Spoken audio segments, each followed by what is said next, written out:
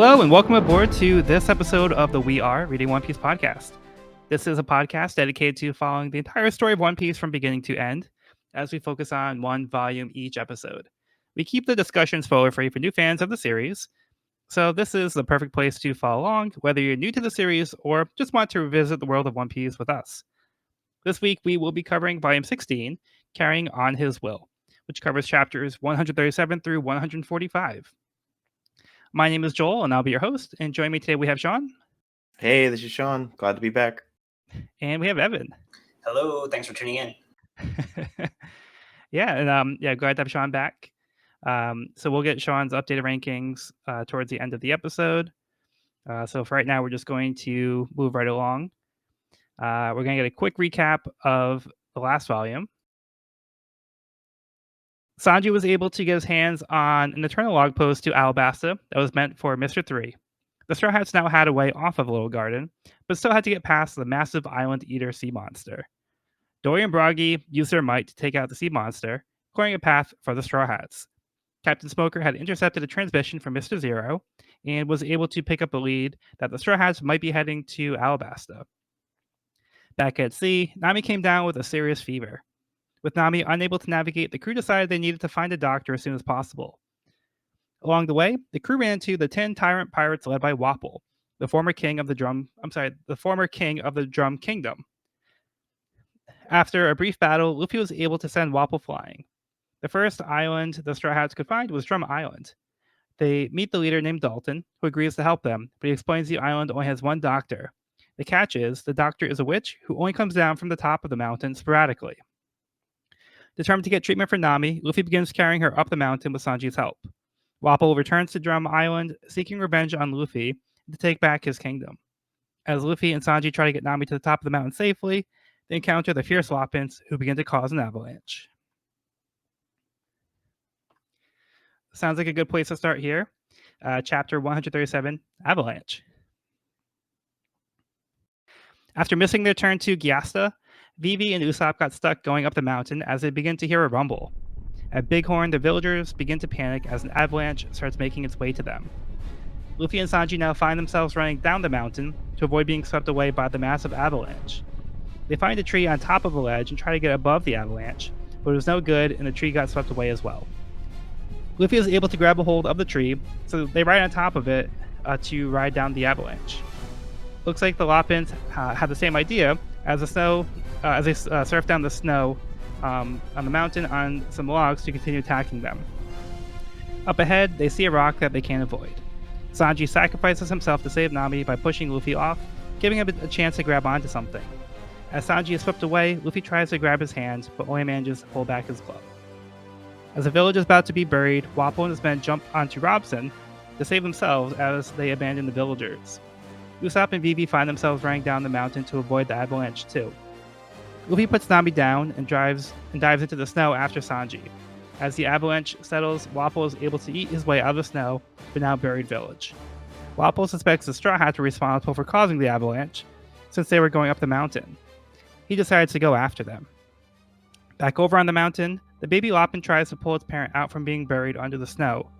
Luffy, now carrying both Nami and Sanji, helps and pulls Loppin out, reuniting the two. As Luffy continues, Wapol and his men have caught up to them.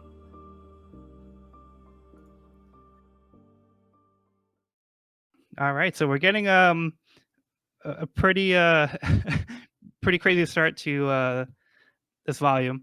We start out with things kind of moving quickly here, and there's kind of a lot going on. So, who wants to start off on this one? I just gotta say, as a reminder, that Nami comes first, Nami comes second, Nami comes third, Nami comes fourth, and Nami comes fifth. Yeah. In the words of Sanji. I mean, that's true. So good. I love the surfing / like snowboarding down the mountain on the trees. Yeah. And the Loppins are doing the same. So cool. Such a great scene. Yeah, the Loppins knew what they were doing when they're causing the avalanche. Like, so that they have a system in place, so it's like we're not gonna be affected by the avalanche. We're still gonna have control of the situation. And they trying to get Luffy and Sanji get away. How did they lose control of the situation then, though? Because I mean, one of them does. Did I miss something? Did that the big Lopin get hit by a tree, or Luffy intercept them, or something? Or just it was just too big of an Sanji? avalanche. I think maybe that was just like the weak link of the Lopins. Like all the other Maybe, ones have yeah. been practicing their just snow surfing or snowboarding, I guess. Yeah. And this one just maybe they're worried about their baby and they took a dive. Valid. Yeah, I don't think they actually show like how they got stuck in the snow. Sort of. Sanji does, yeah, kind of impact one of them after he sacrifices himself. Mhm. You Oh, see, so Sanji falls into it. in Yeah. between Sanji, Luffy screaming Sanji, you see him whack into it. Yep, Oh, there it is. Yep. Okay. there you go. I didn't even see that until now. Yep. There it is. And then it snowballs from there. I love that Luffy's Oh yeah. initial reaction isn't, or at least he doesn't express it as, "Oh no, Sanji could be hurt." It's, "You idiot, don't try to hog the glory." Yeah. It's like, "Oh, you know, this is my victory." But then he feels a bit more concerned, I think. Yeah. But, That was a great moment when he goes fishing for Sanji and just pulls back his glove. Yeah. That was great. the image of Luffy pulling the parent Lopin out of the snow with just the one veiny muscle arm, though. Oda always reminding us that Luffy is totally yoked. Just Yeah. good stuff. And then like Luffy not saying anything, and then like his eyes kind of covered. Yeah, So like he's in like serious mode. So exactly. he's focusing on the task and he's just kind of casually helping the Lopin. So yeah, I love those moments when Luffy's like kind of serious like that. It's good stuff. Yeah. Yes. As much as I hate him, I must appreciate Wapple's well, it's not, I don't have to like Wapple to think that the white walkie or woolly hippo is amazing. Just like, they're just so comfortable in snow that half the time they're like hunched over and then their legs get really bigger. It's a great little diagram that's included. Yeah. That little Yeah. factoid is so awesome. I love that. Some solid character design right there. Yeah. Robson, hurry up, it's gaining on us. Robson, serious mode. Robson, serious mode, just like Luffy. Then yeah, like direct move by Wapple. Like he has like his man get on, and then like he abandons the villagers. Like he's like, this is a guy who's trying to lead this kingdom, and he shows like it's all about him. Yep, very clear. Like I don't care about you guys. You guys can just die in the avalanche. Also, his mouth really becomes like as big as a house, like to eat all that snow. Like, I'm just realizing I forget just how colossally huge of bites that he can take. Like, He's got a big mouth. he's got a big mouth. He actually swallows his henchman in the His process. henchman as well. I thought I tasted something rotten. Something tasted rotten. Yeah. Oh, good stuff. Yeah, it's just it's a good chapter, solid chapter with some very self-sacrificial moves by Sanji. But Luffy ain't having that shit. We're all getting up the mountain. I do love these panels here showing like the little baby Lopin. I mentioned it like last episode how I thought the Lopin, like the baby Lopin, was like kind of cute, like in its own ferocious way. Mhm. And then like over here, it's kind of struggling. I feel really bad for it. So I'm Yeah. glad that Luffy decides to help the parent Lopin and helps the baby. And then like the panel where they're like reunited, the baby's like hugging the parent. It's pretty heartwarming. Yeah, it's a They're very not all bad. Exactly. And Joel, to what you said with Wapple abandoning his village, it's not the first time. Right. Yeah. It won't be the last. Certainly Won't be not. the One thing I really love about the art is I think we'll see more of it too, is because there's so much snow. Like it really kind of has like this very clean look where like there's a lot of like white, like both like in the ground and like in the sky. And then like there's just like a lot of, it's like a very like almost like an absence of like other details because like there's just so much white.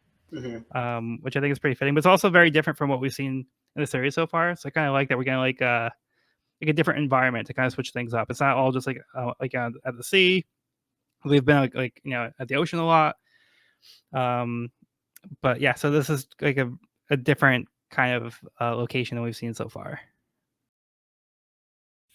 Environmental art at its finest. Yeah, I agree. The snow, like this, the way they show snow is really cool with those massive kind of like snowflakes, but really like brings you into the scene. Yeah, I think we even had like a panel of like the snow falling too. Yep. Yeah, so like towards the middle of the chapter before Wapple comes out, we can see like the snow falling, and I'm starting to notice where Oda's doing these smaller panels. I mentioned it before. It's not quite exactly what I was saying before, but like it'll be more consistent later on where he'll start doing these actual transition panels to show change of location. But he is starting to use like these smaller panels to show. So like transition, I think it's more of like time passing in this sense, and not so much location. But I just think it's interesting with the paneling and how that's changing. Yeah, I like that. It's almost like a fade out kind of. Yeah. Yeah, it's effectively done. I like seeing it like in the middle of an arc like this. Like a lot of times, I feel like he's been using it in like the bottom corner, like as it fades from one page to a new page. But Yeah. kind of like just switching up the scenes with that is kind of just like a transition is nice. Yeah. And like you said, this is such a cool new environment to us. It's cool, like, drawing attention to that and really like, getting us in the winter island mood. Right. Exactly. Okay. Are we ready to move on? Let's do it. Yep. Okay. So before we get into the next part of the chapter, we'll do the next part of the cover story. Django's Dance Paradise Volume 10. A disguise is necessary. 5 seconds until Django's true face is revealed. 5 seconds. 5 seconds. 5 second rule. I can't wait that long. Not wanting to be recognized, Django begins to remove his signature shades. Oh boy. Man, can't wait. All right. And then we're going to switch it up a little bit this episode. So we're going to have Evan do some of the summaries as well. So we'll have Evan take this one away. I'm gunning for our captain. Taking a Mutiny. page that stops Mutiny. book. Captain Evan. All right, chapter 138, The Summit. Luffy, carrying an incapacitated Sanji and Nami, is confronted by Wapple on his white walkie. Luffy ignores them, to which Wapple takes great offense and orders Kuro, Marimo, and Chess to kill them all, starting with the sick and injured. Luffy evades their attacks, doing his best not to jostle his wounded crewmates. Wapple grows impatient and announces his next move, Snow Powder Makeup. Luffy looks back to see his pursuers and, where have they gone? Luffy hesitates, shocked by their absence, and is nearly swallowed whole by Wapple, who has camouflaged himself perfectly into the snowscape. Luffy is caught off guard. Just then, Kuro, Marimo, and Chess reveal themselves and have him surrounded. Checkmate. But just before they could deal a fatal blow, 2 polar bears appear and take down Kuramimo and Chess with their massive paws. Oh wait, those are actually Lapins, who are returning Luffy's kind deed with impeccable timing. As the Lapins gang up on Wapple and Co., Luffy makes it to the base of the mountain. With Nami tied to his back and Sanji firmly held between his teeth, Luffy begins the nearly vertical ascent underprepared and underdressed. After many grueling hours, Luffy reaches the castle. At the summit, his hands bloodied, where he collapses in complete exhaustion at the cliff's edge. In a stroke of unbelievably bad luck, the cliff edge crumbles under their weight, and Luffy, Nami, and Sanji all plummet helplessly to their foot. Miraculously, a hand reaches out and grabs Luffy, saving our pirates from an icy grave. But whose hand? A shadowy figure with an X on their hat? At the base of the mountain, Wapple and his henchmen have dealt with the Lapins and seek revenge on the Straw Hats. All right, cool. All right, who wants to take it away? I mean, talk about any of you ever seen the movie or know of the climber? The what's it called? Freehold or something? I've forgotten exactly. I should remember the name of the, but it's Is it this Free guy who Solo? Free Free Solo. Solo. Okay. Yes, I the haven't seen guy it though. who it's a difficult watch at times. Insane. Yeah. It is. Do you know what it's about, Joel, at all? Or I'm guessing somebody mountain climbing.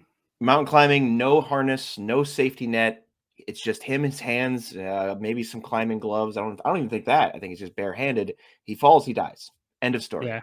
And he climbs this whole friggin' like it's the Spanish name Capitan. cliff, El Capitan or something. It's crazy. And I was thinking of that watching Luffy climb this here, of just like, Absolutely. good lord, just it's this grueling, just like, I mean, I can't even fathom it. I've tried climbing walls at gyms, and I'm like, oof, that's enough for me. Like, With I'll the be up there. grips, yeah. I'll be up there eventually.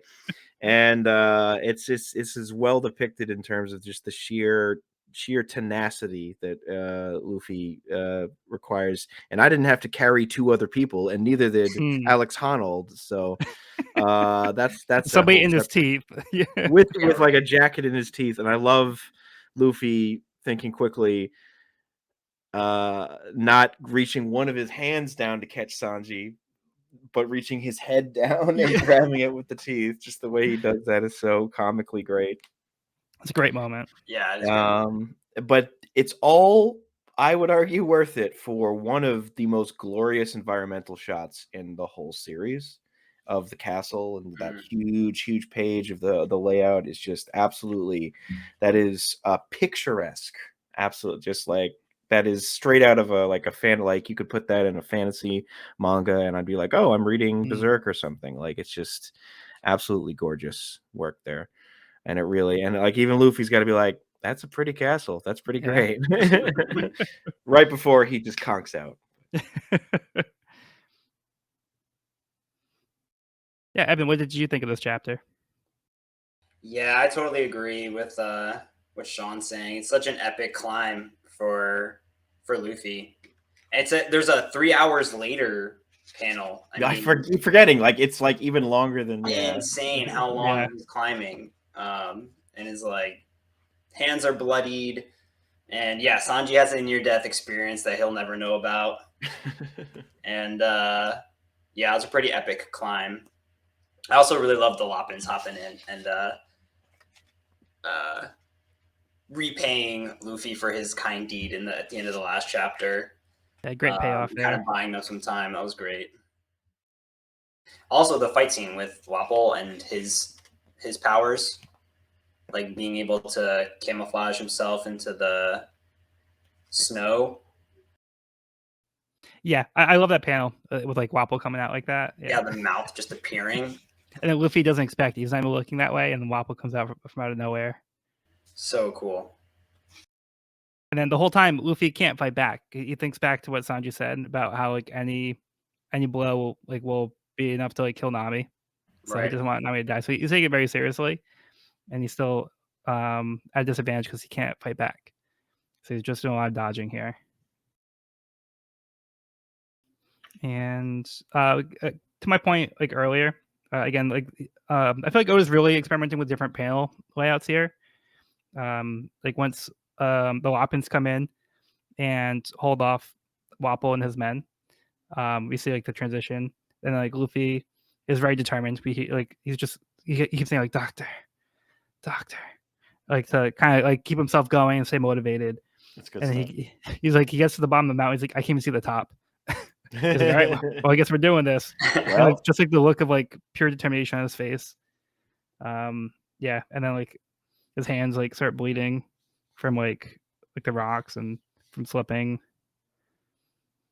So yeah, just this is like a really great moment in the series, and a very great like look at Luffy as a character and like the kind of person he is, like that he would go to like these lengths, and like he's not going to give up on his friends no matter what. And yeah, I just really love this like example of Luffy as a character. Yeah. Agreed. Yeah, you're so right. It's such a great defining moment because it just shows his grit and determination. And it's like he literally has the crew on his back, like literally. Yeah. He's literally carrying two of his crewmates up who are both lifeless and are counting on him 100%, whether they're aware of it or not. Yeah. And yeah, like you said, I feel like it is a very defining character moment for him. And then, after making it all the way up, collapses, and the mountain does as well. Can't catch a break. Except Can't Yeah, catch a right? break. But he does catch Yeah. a break. He does catch a break. Exactly, yes. And, does well, catch a his break catches him. Yeah. Yeah, for real. Interesting Yeah. looking character, too. Shrouded in mystery. Yeah, so Evan, I want to know, what was your reaction to this mysterious character at the very end? I mean, he clearly looks like a humanoid animal sort of creature, which kind of made me think of Dalton and his, like, he's able to kind of morph from human into creature. So maybe I thought it was maybe something along those lines. I think So they kind of like set the stage with like the Zoe and Devil Fruit. Yeah. And then like, did you make this like connection to who this character might be, or like, or is it just kind of like no idea? So I don't know. Like I said, that thought had passed my mind because like Dalton was talking about how it was like a family thing. So like maybe he's also part of this like family tribe that is like part animal. But also the X on the hat, I think we've seen before. Hmm. I'm trying to remember whose sidekick had a hat with an X on it. But it's one of Well, our villains, I think. No, maybe not. I Can't think recall. well, as we go along, I think it'll become a little bit more obvious. Yeah. No, I mean previous to this volume. Yeah. Previous to this volume, yeah, there was one character that we Like an saw. animal character, right? With a Yeah. hat and an X. I can't recall anything beyond that. It's just like that rung a bell. The X on the hat rung a bell. Okay. Yeah. So I think that's meant to be a little bit familiar, but like it's not clear like what's going on. No. So I just wasn't sure if like if this meant anything to you at this point. I guess I didn't read any deeper than that. I was hanging out by a thread. I was like, it was such a page turner going through this part, you know? Yeah. It's such an intense moment. And a lot of it is like very much focusing on like Luffy's journey, and there's not like a lot of dialogue that's like going on here. You know, there's like, you know, Luffy saying like doctor and like huffing and stuff, and him like telling himself keep going. But a lot of it is just kind of focusing on like the scenery and like the landscape and like Luffy's journey up this mountain. Yeah, so it's a very like kind of quiet moment in that way, where it's kind of Luffy kind of on his own, but he has to kind of do this on his own. Even though he has two people with him, but they're not conscious, so he's really doing this on his own.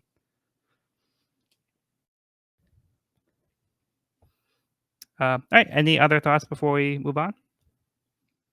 Let's hope that whoever picked him up is receptive to visitors. They catch him, throw him down the mountain. Get out of here. Get out of here. Okay.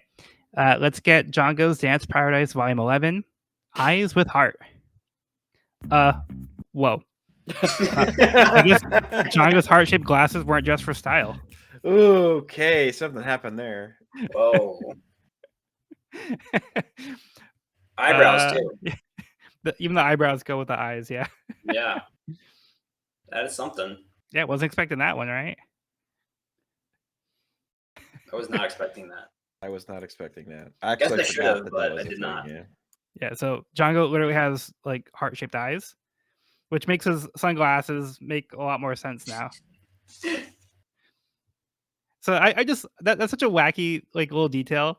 So that, wacky. like it's like so great though. Like this whole time, like we've seen this character for like, you know, a decent amount of time, and we've never actually seen his eyes, and we never would have assumed that there would have been something like different about his eyes, and then like we just get this like reveal like kind of out of nowhere. Yeah, it's pretty great. Okay, let's get the next chapter. Chapter 139, Enter Tony Chopper. Vivi drags Usopp to try to get to safety as he is about to lose consciousness. To keep him awake, she slaps him. A lot. Maybe she went a little overboard. Yes. Suddenly, Zoro jumps out of the snow. Still shirtless, he was caught by the avalanche after he got lost in the woods chasing after a fish. Only Zoro. They realize they have actually made their way back to Bighorn, where a crowd has formed. They're trying to get Dalton out from under the snow, but Wapple soldiers won't let them. Zoro sees this as a perfect opportunity to get himself some warm clothes as he attacks a soldier. Over at the castle, Nami wakes up in the bed as a creature is taking care of her. She startles the creature as she awakes and asks who's there. The creature tries to hide, but doesn't seem to understand the concept as he hides on the wrong side of the doorway. He seems to not trust humans, but to Nami's surprise, he can talk. He asks if Nami is feeling better. Kureha comes in and introduces herself to Nami. She tells her Luffy and Sanji are alright and explains what made Nami sick. She was bitten by the deadly insect called a Kesha. Infected her with a bacteria that makes a victim very sick for 5 days. If Nami hadn't been treated, she would have been dead in 2 days. Kureha notes that the Kesha should have been extinct 100 years ago, but she happened to keep a vaccine just in case. Nami says she approves the treatment, but she really needs to get going. Kureha very strongly insists that Nami get her rest as her patients leave either fully recovered or dead. Luffy and Sanji seem to be back on their feet as they have discovered Chopper and are ready to make a meal out of him. Nami asks about the blue-nosed reindeer. He was the one who found them at the edge of the mountain and brought them in. Kureha goes on to explain that he's just your typical blue-nosed reindeer who ate the human fruit, allowing him to do anything a human can. She has been passing down her medical knowledge to the reindeer. Okay, so the way we ended the last chapter, we saw this mysterious character. Now we get an answer to who that character was. So let's go back to Evan on this one because we were just talking about it, and I want to see Evan's reaction to this.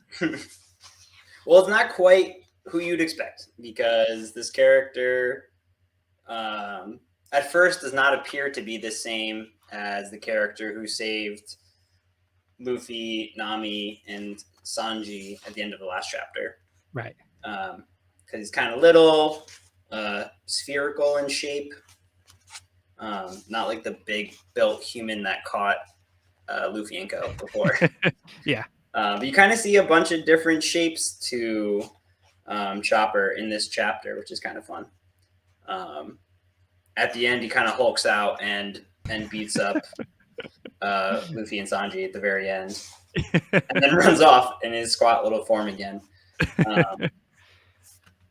So yeah, just a really fun and kind of awkward creature at first. Yeah, so to your point, we saw the hat last volume when Dr. Kureha went to go help the little boy, and Chopper was her pet that she brought into town, and he had the hat on. Oh. Was it this? It was the same character? Yeah, so she did call him Chopper. She's like easy Chopper, because like Chopper was kind of getting defensive when like they were kind of getting up on her and saying like, oh, like are you even like legit? Like you're trying to pull one over on us, and Chopper was kind of like giving like the death glare. That's Kureha's right. kind of like, back off, Chopper. It's all right, I got this. Yeah, so Oh, that's where we saw that hat last time. That's right. And Chopper's more of a reindeer in reindeer form. Yeah. But I like this cute little chunky reindeer form that he takes. Very cute. Very cute. Sean, what do you think about this chapter? This is maybe my favorite chapter of the volume. 85% because of Usopp's face. It is So good. To this point my favorite thing that happens to Usopp in the whole series. It is just so incredible. I just love because the initial reveal is amazing, and then the best part is Zoro waking up and seeing Vivi and being like, "Oh, Vivi," and then he looks at this monstrosity standing next to Vivi, and it's like, "Wait a second, Then he zooms in on the nose and goes, "Oh, it's Usopp. What are you two doing here?" Yeah, we literally see like Zoro processing this information. Yeah. So good. Yeah, I think these 3 pages in particular are just like pitch perfect, like in every way. Because like Is it my we see, imagination? Is there in my face? like the way Vivi is like determined to like carry Usopp, his face is stretching out, almost like he's Luffy. Like he looks like Luffy here. Like his face looks like Yeah. the skin is just stretching. Like, and then Vivi's like Jesus panicking. Like Usopp, you stay awake. You're almost out of this world. Which is also funny because I feel like their last interaction, Vivi and Usopp, was Usopp being like, "Don't worry, Vivi, I'll protect you, I'll save you, I'll keep you safe." And here we are with Vivi literally dragging Usopp through the snow. And also like Usopp, like, you're a princess. Why don't you do something? So, I feel like it's almost like a little payback. Like maybe like subconsciously, Vivi's like trying to take it out on Usopp. Maybe a bit. But then like, yeah, Vivi's like reaction in this panel too, like how Usopp was like, yeah, like you said, like he thinks like it's his imagination, his face is swollen. And she's like, it's frostbite. Yeah, frostbite. That's what it is. But then she's like trying to play it cool. Yeah, and then like you said, Zoro comes out of nowhere. So shirtless, of course. Yes. Did either of you see Adventure Time? Watch Adventure Time? I've seen a bit of it. Yeah. Do you know the character of? Do you know the character of Cinnamon Bun? Not offhand. He looks like very similar to how Usopp's face looks there. It's just, I was like, is that Cinnamon Bun Usopp? I love it. I just absolutely love that. So, but aside from the glory that is Usopp's face, otherwise it's also just an extremely fun chapter of Zoro just like showing no sword, shirtless, freezing cold. Doesn't matter. There's a coat I can get. Just goes in there and just wrecks this guy's whole existence. So nice and warm. You just wanted this coat. Like the fact he's in this position, because the last we saw him, he was like on the ship. He went for a swim. He was the only one there to guard the ship. He just had to go for a swim in the freezing water. Yeah. He got distracted by a fish. He followed it. Then he got lost in the woods somewhere. And that's how he ended up here. Classic Zoro. Classic.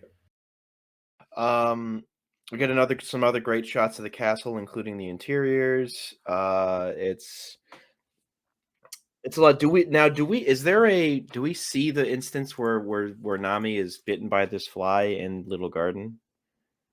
No, there's not like as far as I'm hoping. aware, I don't think there was like an actual panel where they like showed it. That feels like something that this is an example of early Oda to me, because that seems like something he absolutely would have planted if this arc had somehow been pushed like 2 years later or something, in a way. Possibly. Because he's just so known for putting in those little details and being like, oh, what? But it's all right. It's a really cool interior. Reminds me of some aesthetics that will come later in the series, which I'm wondering, like, is there a crossover there, or is it just Mad Scientist Lab? But it's good stuff. I don't understand. There's some issue. There's like Kureha's. I like Kureha on the one hand. On the other hand, it's like, God forbid, Oda, you draw a woman that doesn't have the body of a supermodel. Like, look at how young I am. Like, yeah, okay. But overall, I mean, Usopp's face saves the day, so A+ chapter.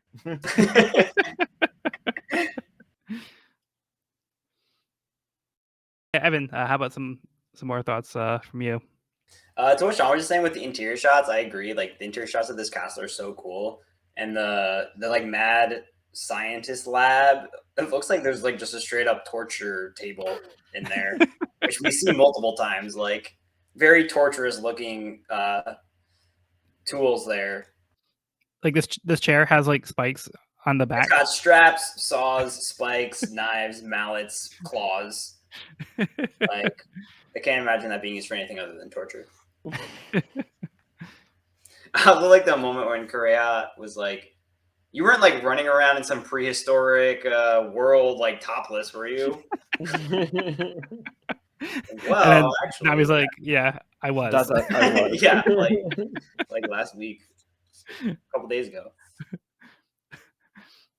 Yeah, I think that's a great, just great reaction there.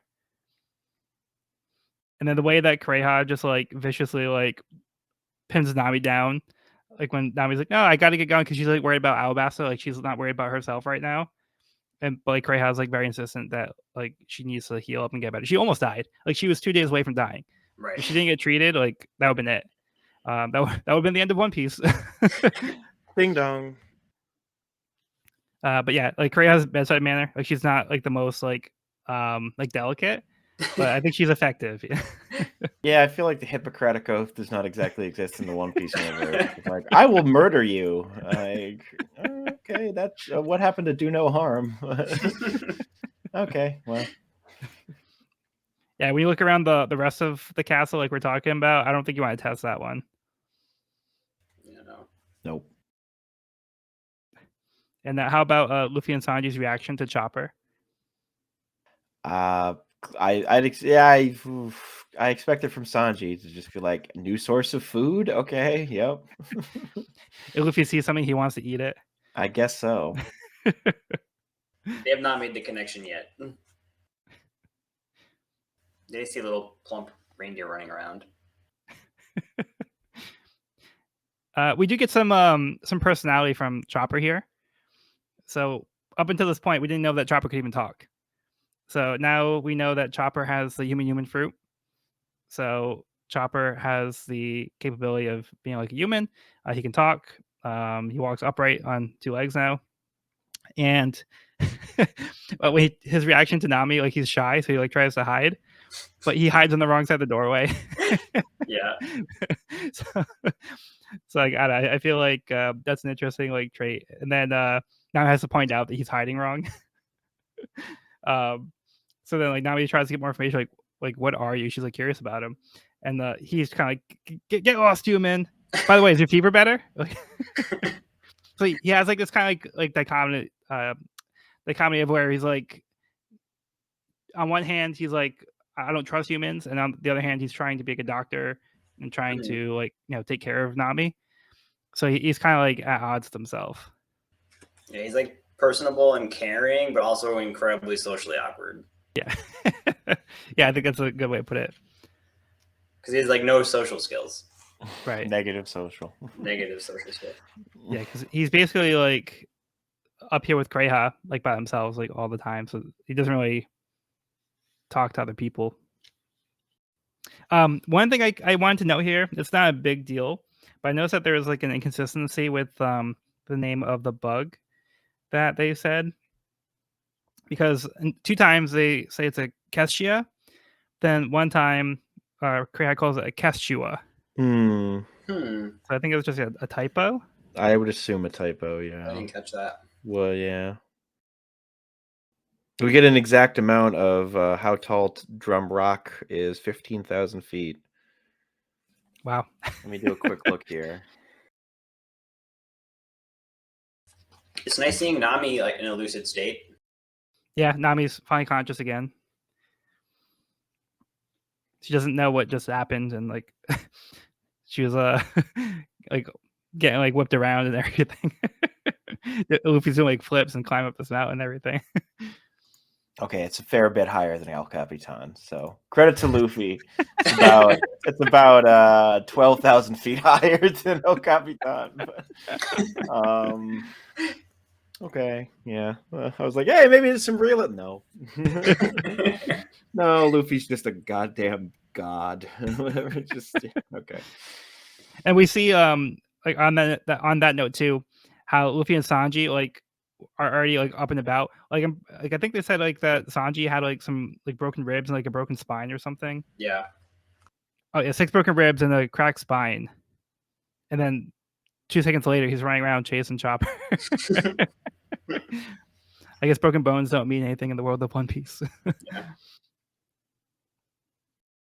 Yeah. Yeah. So I think that's about it. Any other thoughts before we press on? I love Chopper. I hope he's around for a long time. He is very good. One day he will learn how to properly low peek at someone without like being in completely the wrong positional aspect to do so. We'll see. I think that'll be his character arc for Yeah. this. That's this it. That's his pirate way. That's his like he's gonna put his paw on the rest of them. And be like, I'm gonna learn how to stare at someone properly without them noticing. Oh, geez, Chopper. Okay.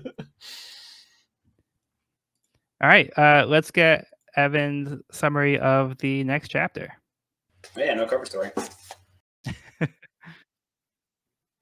All right, chapter 140, Castle of Snow. Luffy begs Dr. Kureha to join their crew, but she has no interest in becoming a pirate. Nami, with the same idea in mind, and after noticing what good care Chopper has given her, asks if Chopper would like to join them at sea. Chopper declines, saying, "Fool, I'm a reindeer. I can't live with humans." Kureha gives Nami her blessing and explains Chopper's wounded heart. He was rejected by both his parents and reindeer herd alike because of the way that he looked. He was heckled by the townsfolk and didn't seem to fit in anywhere. Meanwhile, Luffy and Sanji notice the reason the castle is so cold. The front door is wide open. As they go to close the door, Chopper goes into a rage and demands they leave it open. At this point, Luffy and Sanji notice a small nest of little baby snowbirds perched on top of the door. They would have been crushed without Chopper's warning. Luffy decides he too wants to recruit Chopper and begins to chase him through the castle again. Chopper catches a whiff of something foul. It's Wapol, and he's drawing near. Oh man. Uh-oh. Dun dun dun. Yeah, so we get a little Chopper backstory here. We get yet another. I mean, I think it's for everyone. They just repurpose Usopp's puffed up face for one panel near at the start, just to remind us of that glorious image. Yeah. Right after It deserved its own page. It deserved its own page. Well, you see the Straw Hat's desperation for a doctor. Yeah. I guess we're going for the doctor before the musician. Yeah. Yeah. Which, you know, Evan and I talked about that last episode, and we think it was a misstep. Yeah, Because- it seems like a strategic blunder. Yeah, we were saying if they had a musician with them when they were encountering like the people from Bighorn that like were trying not to let them on the island, maybe like the musician could have like lulled them into like, you know, peace, and they could have just like resolved that peace without getting shot at. But you know, whatever, it is what it is. I guess we can go for the doctor. I guess. I guess. I also love on the second page of this chapter, you see Chopper again peeking from the wrong side of the door. Yep, still learning how to do this. Still learning, still figuring that one out. And Sanji Luffy just confused by him. He's like, they're pirates. But yeah, Chopper seems to be intrigued by the pirates, because we see this little moment where he thinks, "Oh, they're pirates," and then we see this other figure who's saying, "I like pirates." So It's like a flashback or a memory. Yeah. So yeah, now we have like the sequence where Luffy and Sanji are chasing Chopper to eat him, and then Kureha is like saying, "I'm gonna eat you before you eat him." So then Kureha's chase after them. I forgot This just is how, like a madhouse. Hey, go ahead. I forgot just how much like the Chopper is just like, hey, this is a Rudolph the Red-Nosed Reindeer like backstory swap here. Yeah. But he's blue-nosed instead. The other reindeer I don't know if that's the direct translation, but I mean the English translation is the other reindeer laughed and called him names. They literally word for word just Yeah, it's very much. I mean, yeah. From Rudolph the Red-Nosed Reindeer. I mean, didn't they reference Kureha as like a Santa Claus figure in the last volume? Yeah, so like last volume they said that she comes down like in the sleigh, In the on the mountain with a mysterious creature. They said that she flies down the sleigh. That's good. So- Okay. And Yeah, mysterious so creature is a we'll find reindeer, so it all checks out. Yeah. Yeah, it certainly does. Chopper's door explanation of the birds being there. It's like, oh, okay. That's a good moment. I appreciate that Sanji and Luffy are like, yep, okay. Well, we'll accept that. It's still cold, but I understand your reasoning. Like, And Yeah, then we they also see immediately the go back tenderness. to, Oh, go ahead. yay, oh, so they immediately accept him after they're like, oh, I guess he's just, okay, he's good. Yep. Join our crew. And then they run after. Good stuff. Yeah, I think this chapter really shows how like accepting this crew is, and I think especially with Nami and Chopper at the beginning, Nami just being like really warm and inviting, and I mean Chopper did not accept it, but like I think Nami's tenderness, and then even Kureha comes in and was like kind of making a note of that and being like, you know, it won't be easy to well, convince first him, but you know, he would be happy with you guys. Yeah, at first she's like offended that like she's trying to like seduce her her friend, but then she has that moment. Do you really think you people can heal his heart? And then like I think the crew, they're kind of like warming up the Chopper here, and they like, I don't think they're like afraid of him. They're just like intrigued by him because they haven't seen anything like him before. Yeah. But then they like see like that moment where like he saves the baby birds, and Luffy has that moment like he has like the understanding, and like he sees like, oh, like he does have like a good heart. Mm-hmm. Yeah, I think they're non-judgmental. Like they definitely use some language that is judgmental, but I think at heart they're not. They're trying not to be judgmental of this new person they just met. Yeah, so they They like use the freak word out. monster, which is like very triggering for Chopper. Yeah, like so they say monster, but like they're like, oh, that's awesome, like that's exciting. Yeah, But like, Yeah, they like think it's when Chopper cool. hears it, they like he's like, oh, like they think I'm a freak. right. But like Luffy's like, oh, he seems like so interesting. Let's recruit him. Yeah, so wait, monster, join our crew. But then there's also this moment too, where Kreha mentions that there was a man who cared for Chopper a long time ago, or one person that Chopper cared for a long time ago. So we get the impression that because Chopper was rejected by like his family, that he didn't really get along with too many people, and we can see why he's like not really trustful, and he kind of keeps them at arm's length here. Hopefully that will change, but we'll see. And then at the very end, we also get a little bit more of Robson's capabilities. So showing he's like the real MVP of the Tin Tyrant Pirates. He Where, certainly Yeah. is. he's For straight real. up climbing this mountain that Luffy just climbed up to. He's able to just walk straight up. And then Chopper picks up that Wapple's on his way. Yeah, they needed to convert Robson too. He would make a good asset to the team. Absolutely.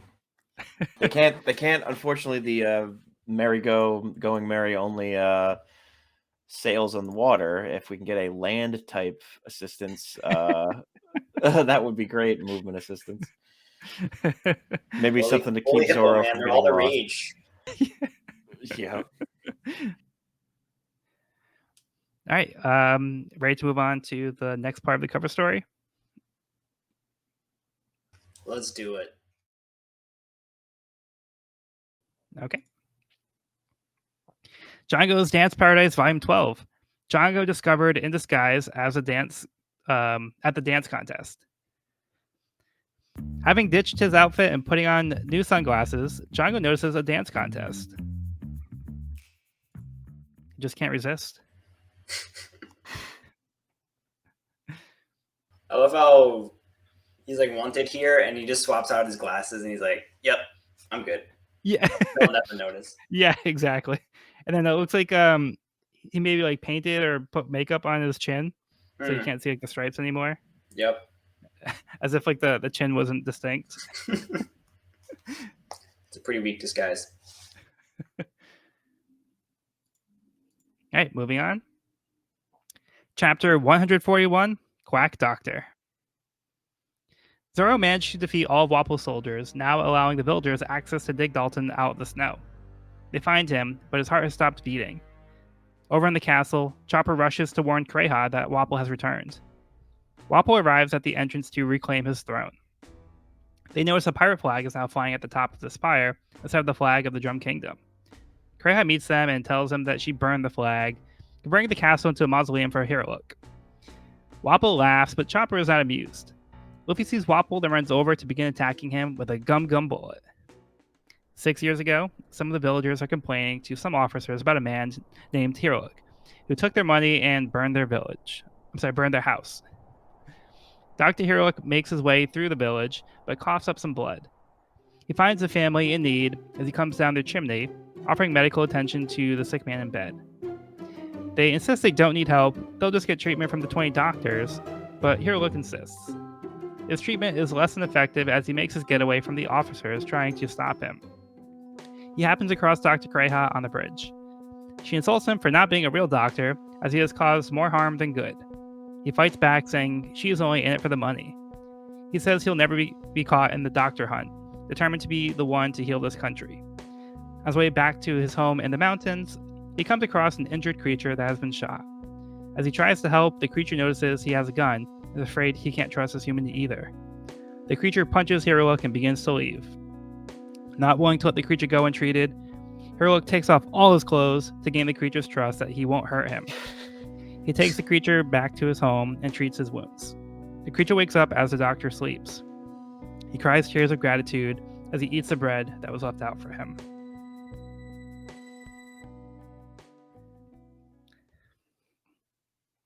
All right, so now we're introduced to this weird character, Dr. Heroic. Yeah, thoughts on this guy? He's pretty shady guy. But he does seem to have like a good heart as well. I don't. There's complicated. Mixed emotions. Yeah, like I have, as someone who has already, I have full thoughts on this character, and we'll get around to them. And let's say, not a great first impression. Yay, you did this one nice thing. You also did a lot of awful shit. Yeah. So, okay. Yeah, so last volume we're introduced to Kreha, who we weren't sure if she was like legit because she just came in and it seemed like she could have just like said that this kid was sick and she treated him and he was all better, but we weren't really sure what to make of it. So this volume we see Kreha legitimately like healed Nami, but now we see this character Dr. Heroic who comes in and kind of forces his like his help on this family that doesn't want his help, and he makes it worse, and like he gives like this like medicine to this guy that he didn't really test fully, and like now the guy's like knocked out. Like he shot like a tranquilizer gun at like the woman, and like yeah he basically broke into their home and came down the chimney. Another like Santa Claus reference here. Yeah. But like he also like I think he like at the beginning like he burned this house and took money. So like yeah, so we really don't know how to read this guy, but he says he wants to help people. So it seems like he might have good intentions, but he seems to be going about it the completely wrong way. The image at the end of Chopper crying, eating that bread is just incredible, though. I have to admit. Yeah. That is A+. Some tear-soaked bread. But yeah, he does find Chopper and he wants to help him. So he doesn't really know what Chopper is, but that doesn't really stop him from helping. So he can't be all bad. He goes to great lengths to show like how much he wants to help. He takes off all of his clothes. He stands butt naked. And he says he's not going to shoot him. He's like, "Look, I don't have a gun. Like, let me help you." And yeah, Chopper kind of takes a moment. Is like, "All right, I guess I have no choice. I'll trust this guy for now."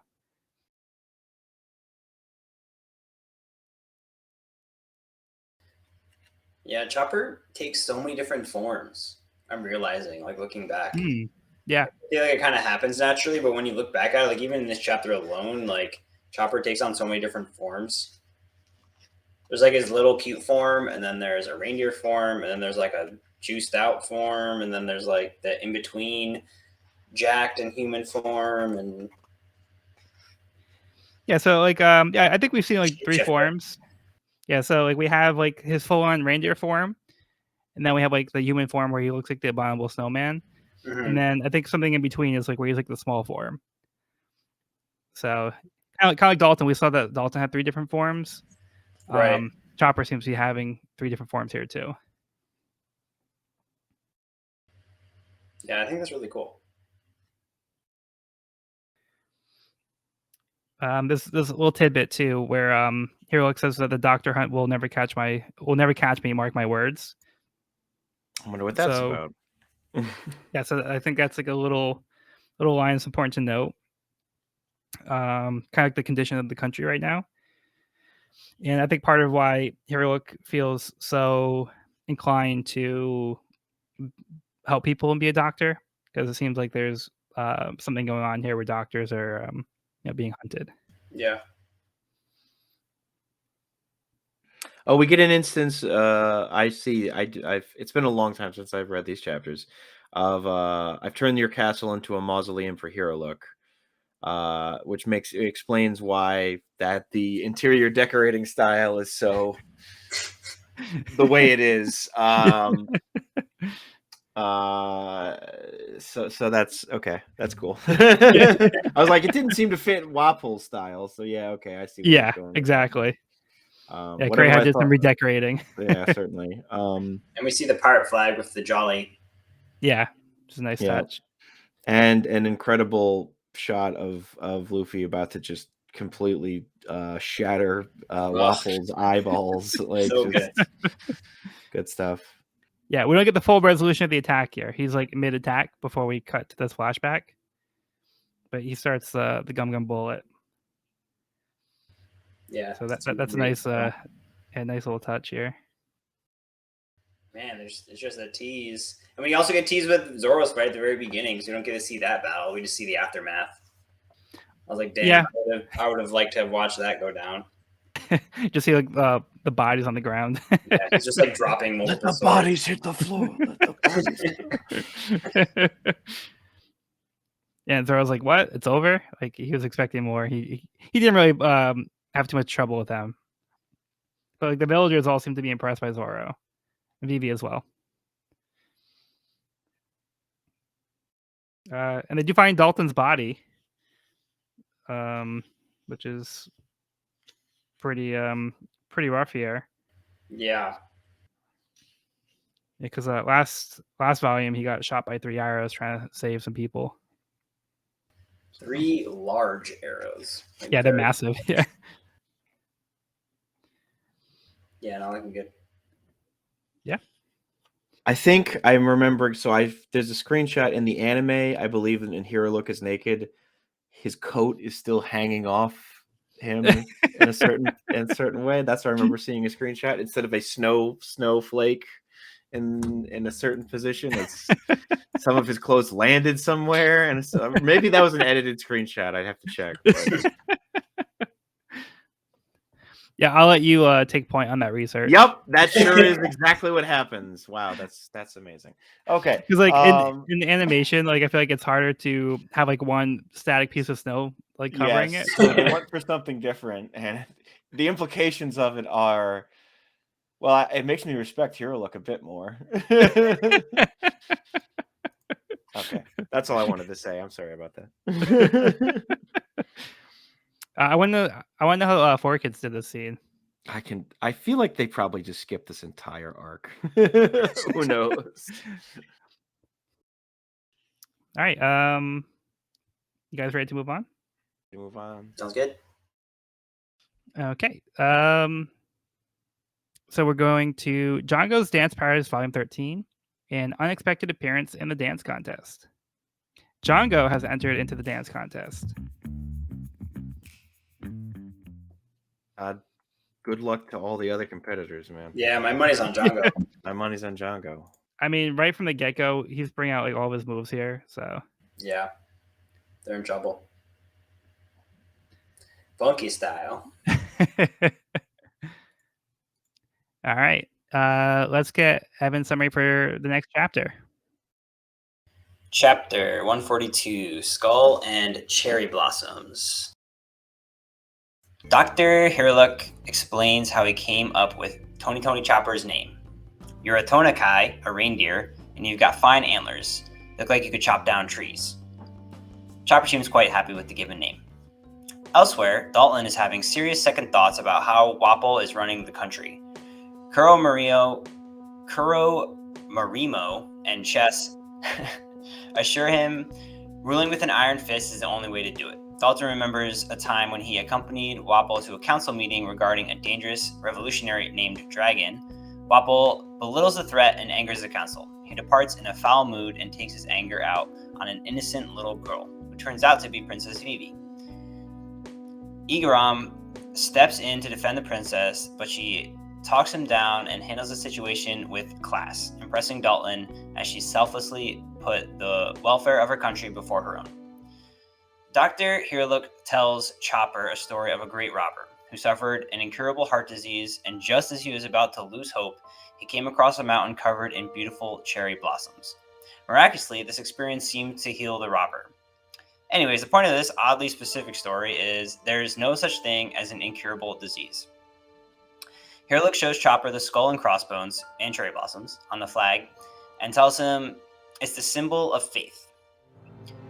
Time passes, Chopper asks to help Hirlook and begins to learn what it takes to be a doctor. Their bond grows deeper. Hirlook gives Chopper a present, a hat with an X on the front. After 1 year, quite suddenly and forcibly, Hirlook tells Chopper to leave, which seems to break both of their hearts. A lot of backstory in this one. Quite a bit. Yeah. So we see that Chopper is really growing attached to Dr. Hirlook here. Yeah. So they've had a year to get to know each other, and Chopper is learning to trust him. The first time he's been accepted by anybody, really, because he's been rejected by like his own like reindeer family. Anytime he went to go be with humans, they tried to shoot him and scared him away. So Chopper found somewhere where he feels like he belongs. Yeah, cue the heartwarming montage.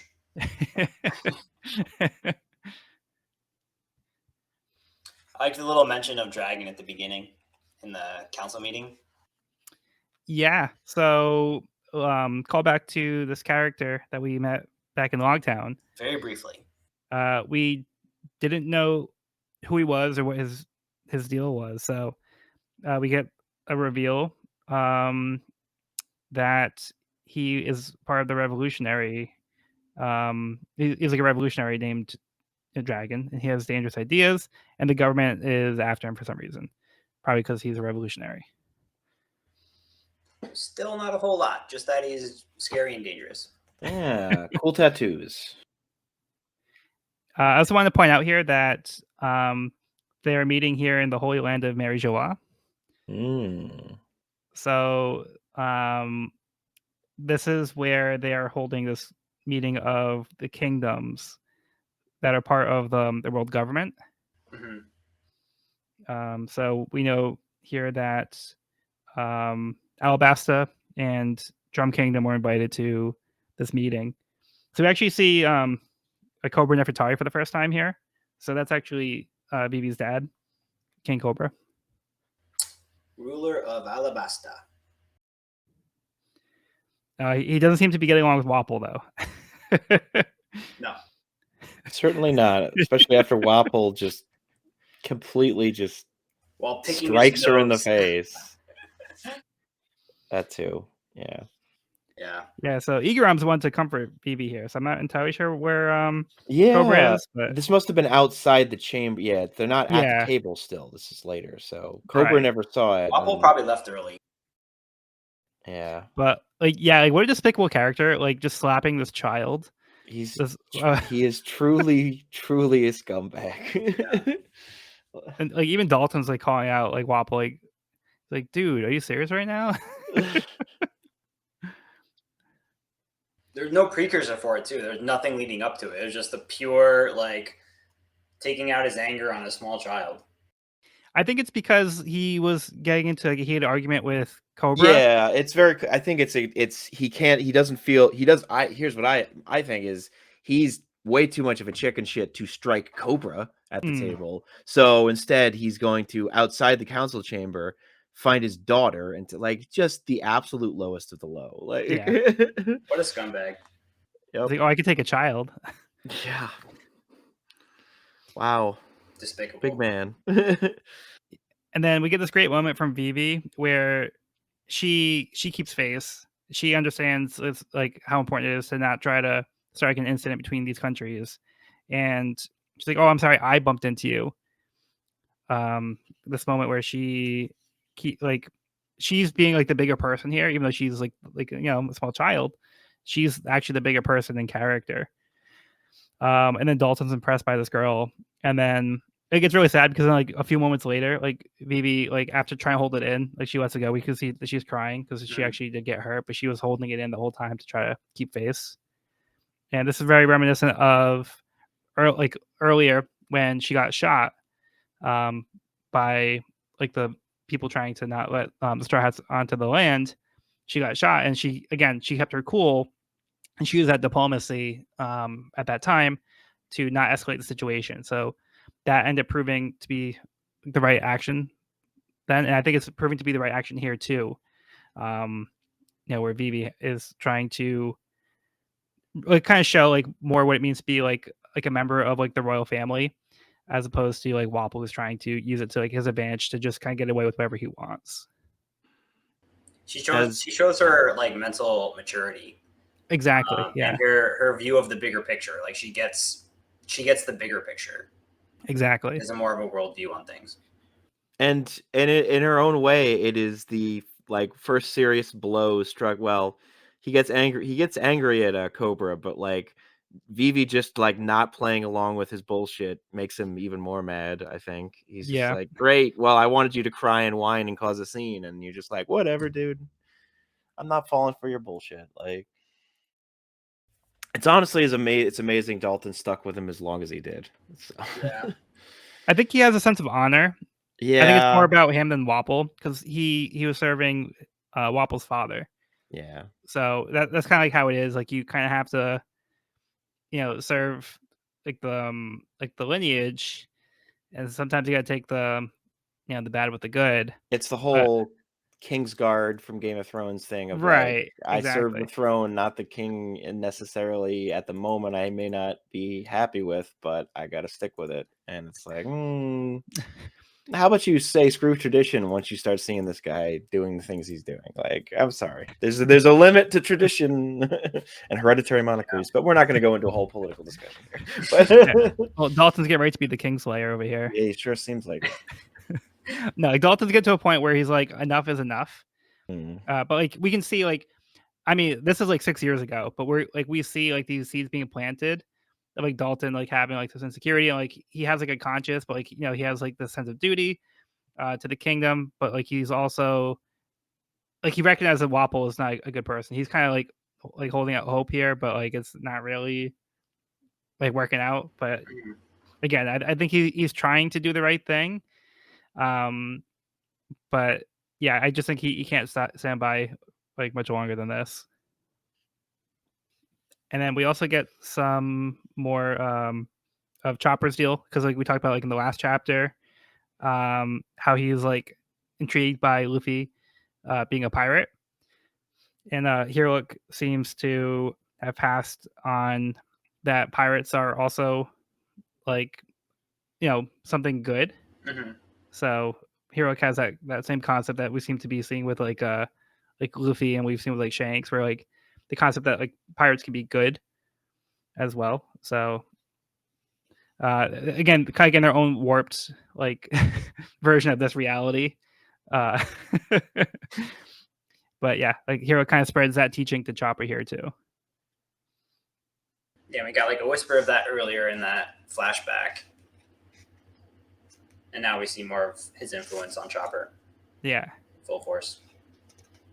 And his long story he had to tell. Yeah, Hero seems to be like a dreamer. I think that's a good way to kind of describe him. Especially with like the way he's always concocting these cure-alls, and like he's kind of like a mad scientist meets doctor. And he's always like trying to invent something new. I just wish he'd tested in a different manner than he currently does. Yeah. But, yeah.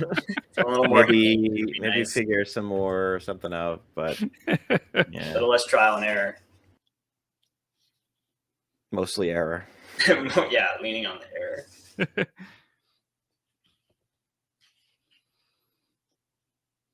We also see how Chopper got his name. You mentioned it in the summary. Yep. Tony Chopper. Yeah. Solid name. Yeah. So Tonakai is the Japanese word for reindeer. So that's where it's derived from. Yeah, I like how Chopper was like confused. He's like, why are you calling me Chopper? Like, he just decided to name him because I guess Chopper has never had a name before. So because his parents never named him. Apparently not. Then some tough love at the end of this chapter Yeah. with Herlug like driving Chopper away. Yeah, we don't know his exact reasonings yet. Yeah. I mean, Yeah, the emotions are It's- clear, but the reasoning is not clear. it's clearly not something he actually wants to do, but Right. whatever the reason is apparently dire. Man, it's a great montage of the two of them together. Again, for all my misgivings of Hero, he's a fun character in his own way, and visually enjoyable to watch his antics. So I do appreciate that. He has some uncouth way of doing things, but he does seem to have a heart. You know, I think his heart's kind of like, I don't know. At least when it comes to Chopper, his heart's in the right place. Yeah, I agree with that. Like, because like he said, he wants to be the one to save the country. He kind of has like that motive that's kind of driving him here, and that's why he's doing all these experiments, is because he wants to do something that's going to help the country as a whole. So he's trying to do something that's beyond him. So I think that's part of his dream, is to kind of spread like the concept. Because he saw those cherry blossoms, and let's see. Oh, so yeah, he was talking about how like there was a robber who saw the cherry blossoms, and like it cured his disease, and he was in perfect health. Like there was like no cure for it, but then he saw the cherry blossoms, and all of a sudden he was cured.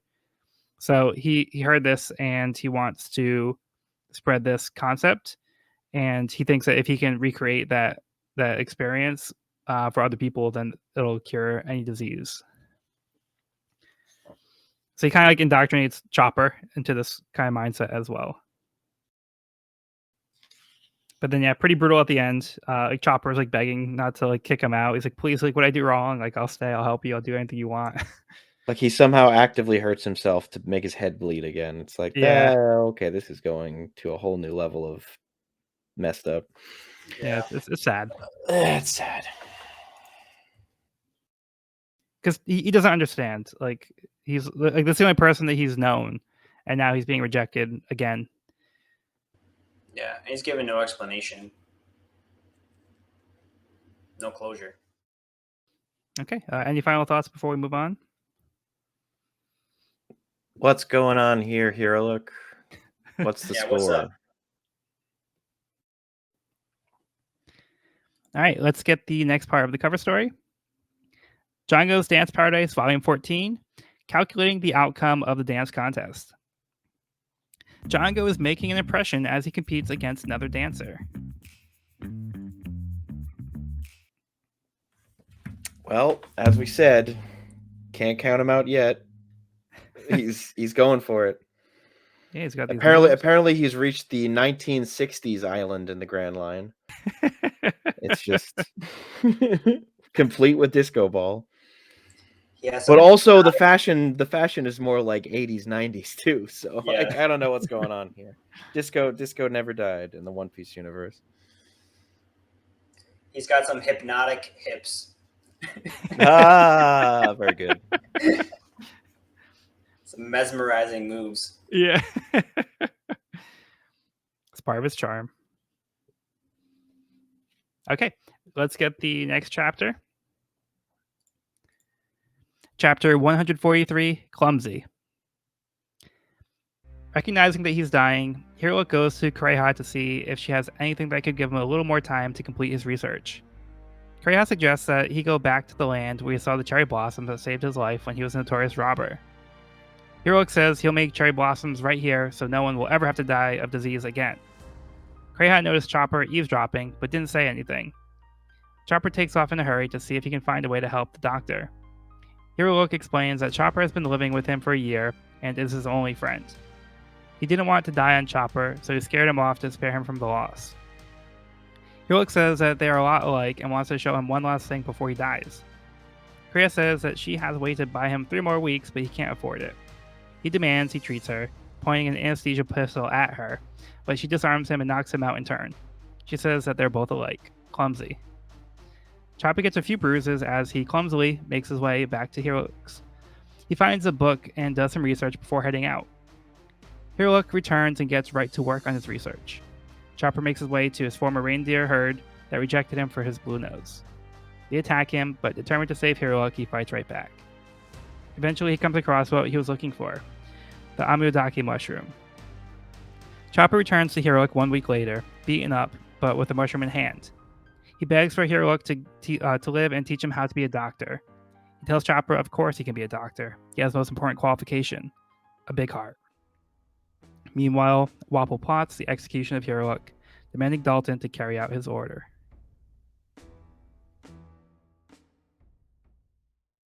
Okay, so now we get the answer for why he was scaring off Chopper. Immediately. Yeah. I'm dying. Well, if you were No reading this hesitation. week to week, Not You- quite you- immediately. yeah. So thoughts on this one? Oh, rough times around. I feel like I kind of saw this coming after his story in the last chapter. I thought that was like a little kind of obvious that he was talking about himself and he was saying about the illness. I mean, I guess they'd alluded to it earlier with his coughing and stuff. But the cherry blossom story just seemed too oddly specific and like not a good enough story to be made up, you know? And turns out that's all true. And that's his life. Yeah, I don't think I picked up on it like the first time around. And I even wonder, like, because he says that he was cured, but I don't like. I get the impression that this is what he was going to die from, and he wasn't actually cured, but maybe like it cured like his soul in a way. But like, yeah, I think he kind of like oversold like the effectiveness of seeing the cherry blossoms. I think Chopper sees it kind of more like literally, and I think Hero kind of made it seem that way as well, but I don't think that was actually the case. Yeah. It's more of a metaphor. That's my read on it, though. Yeah, I agree. Yeah, I'm surprised, man, the reindeer hold a grudge that long just for being different, huh? Like, Yeah, all it takes is the blue nose. I guess so, geez. Oh, and plus the human fruit thing at this point, I suppose. Mm. The image of Chopper at the end just absolutely ravaged and like holding up the mushroom, just saying mushroom. Yeah. It looks like something out of a different manga entirely, almost to me. It's just so incongruous with there's no cutesiness here. I mean, there's the inherent cutesiness of Chopper that has been just put through a wood chipper here, practically. It just feels like a panel almost out of Berserk in a way to me. It's just like it feels so incongruous, and not in a bad way. It's just like so like whoa. We get right from like Hero Look making a wacky face with Chopper. What happened to you? To this stark white background and this very, in its own way, I mean, as much realistic as Chopper looks, as realistic, like just this welt over his eye and the fraying, like it's just, I don't know why it just strikes me so well, but it's just it is brutal to look at. It's very striking. Yeah. He comes back, he has a broken antler, and it looks like he has a broken leg. Yeah, so he's pretty beat up, but he went through those lengths to get this mushroom to try to save Hero Look. Yeah, I totally agree. I do think it stands out on its own. And I think that was probably like really intentional and just kind of like Really makes you feel for Chopper. Yeah. Yeah, and Dalton getting closer and closer to finally giving up on this whole mess with Wapple. Yeah. I still kind of think he should have gone a little faster than this, but we're getting there inch by inch. Yeah, Wapple puts out this decree to have Dalton to have Heroic be executed. So he makes this like a big point because Wapple's had enough of this Heroic character, and he demands that Dalton have him be executed. So we'll see more of this coming up. But I think this ties back to like that Doctor Hunt that we saw Heroic talking about before. So we'll get more details about that. But yeah, going back to this Chopper moment. Yeah, I just feel like Chopper going to these extremes, like he wants the Heroic to survive this badly. He says he wants to be a doctor too. Teach me how to be one. And then like the way they hug, and then he says, "Of course you can be a doctor. Like you got a big heart." Like that. I think that line just like hit me pretty hard. That was like very touching here. It's a good line. Yeah. Classic line. To think this is the same man who thought lizard eyeballs were going to do the right thing just a little while ago. Yeah, during this whole time, like, while Chopper was on this adventure, Heroic's been at work trying to perfect his formula here. So he's on borrowed time here at this point. So Yeah. He understands this that he really needs to do this now, otherwise he's not going to accomplish it. So he's very motivated to do this. And I love these interactions with Kreha and Heroic because like Kreha is like like almost like condescending in a lot of ways. Almost doesn't take him seriously, but she still kind of like entertains him in a way. And she kind of like lets Heroic get away with some things that like she probably wouldn't let like other people get away with. But I just really like their relationship and the way that they interact with each other. She kind of like has like this respect for Heroic in a way, while also not respecting him as like a doctor, but respecting him more as like a friend. Yeah. Mm. Do you think maybe she sees a little bit of herself in him? Probably not. No, I think she like I think she sees herself as being like totally different from Heroic. But like, I think that's what she likes about him is that like they're like such like a contrast to each other. I don't Because know. I You think don't think like 70 years ago there are some similarities? I just feel like their manner and the way they go about their business has some similarities. I feel like Korea's a little bit more selfish in a sense, and I feel like Heroic's more again, he has more like the dreaming kind of sense. I feel like Korea's more pragmatic. Yeah. Because we had the conversation where like, Heroic's like, "Oh, you're in it for the money," and she's kind of like, "Well, you're not a real doctor." So it's like, "I have what it takes, you don't, but so too bad." And he comes to her because he can't do this. He doesn't know how to treat himself. But like I feel like she's not as like as uncaring as she comes off.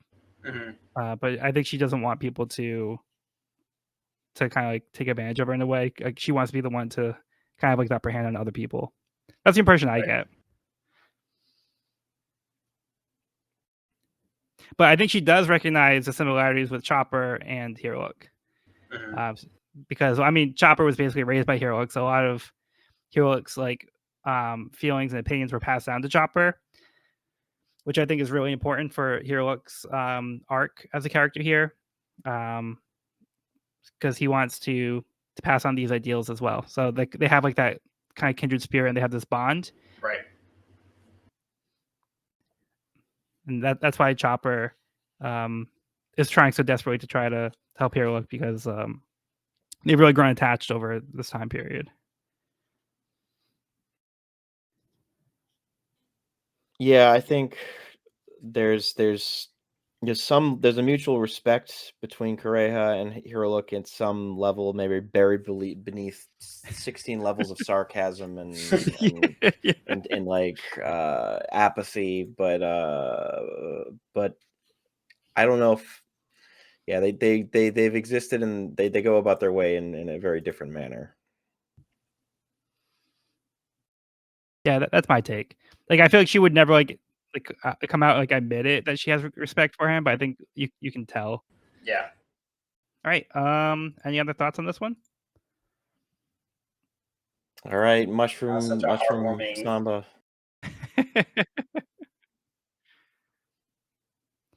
Okay. Let's get Evan's summary for the next chapter. Chapter 144, Snowtail. Chopper makes some not-so-tasty mushroom soup for Dr. Hiruluk, who claims to be feeling better already. Just then, Hiruluk's cherry blossom concoction has a reaction. That's it. It's finally complete. Hiruluk pays a visit to Kureha. Apparently, all 20 doctors of Drum Kingdom are sick. How inconvenient. Hiruluk recognizes the crisis at hand and decides to help cure the doctors.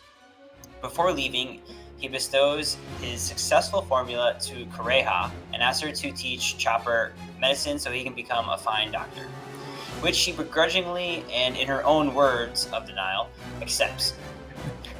Hiruluk makes his way to the castle as Drum Kingdom slips into a panic with no doctors around. Kureha heads to Hiruluk's home looking for some more answers, where Chopper tells her Hiruluk's all better now and he's heading into town, showing her the mushroom he used in the soup. To Chopper's great dismay, Kureha points out that the mushroom is in fact poisonous, very poisonous, so poisonous that Hiruluk has only an hour to live. Chopper was misled by Hiruluk's explanation of the skull and crossbones. Chopper is devastated and sets off in pursuit of Hiruluk, who has just arrived at the castle to save the day. Oh boy. Like, this is like a gut punch of a chapter here. Totally. All right, who wants to start off here?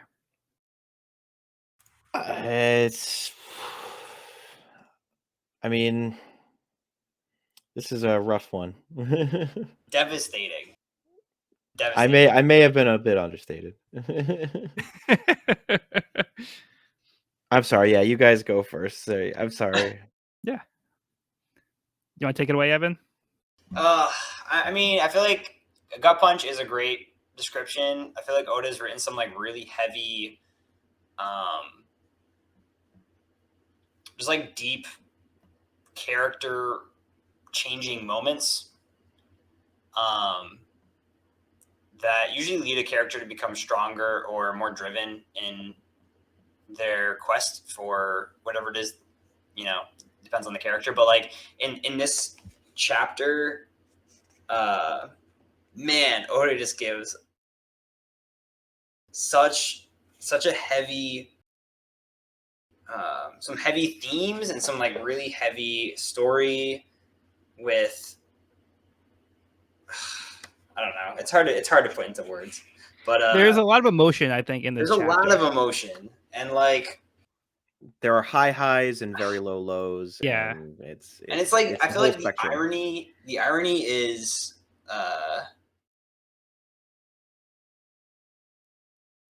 like the whole reason that Hiruluk pushes Chopper away is so that Chopper doesn't see Hiruluk die, and then due to a series of unfortunate events, Chopper ends up being the reason that Hiruluk is going to die. And so he takes on that burden, which is probably heavier than the burden of, I don't know. I mean, I'm not going to compare, but like that's equally, if not a heavier burden than having to see someone you care for pass away, being directly responsible for that death. So yeah, it's incredibly hard to see Chopper going through this mentally. And, I feel like Hiruluk was like his only person, really. Yeah. He had one person, and it was Hiruluk, and now he's holding himself responsible for his imminent death. and like he doesn't have all the details. I mean, Correa has filled him in on kind of the situation and saying that it's an incurable disease and that this was inevitable. But yeah, it's still a big burden to carry.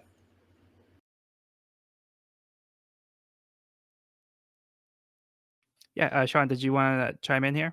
The it's when I was saying earlier about like Oda laying seeds. This one was laid a bit quicker in terms of like when I was like, oh, Nami on the island versus this, but the seed of like Hero being like, look at this symbol that I admire. This the skull and crossbones against the world. It means anything's possible. It's such a wonderful thing.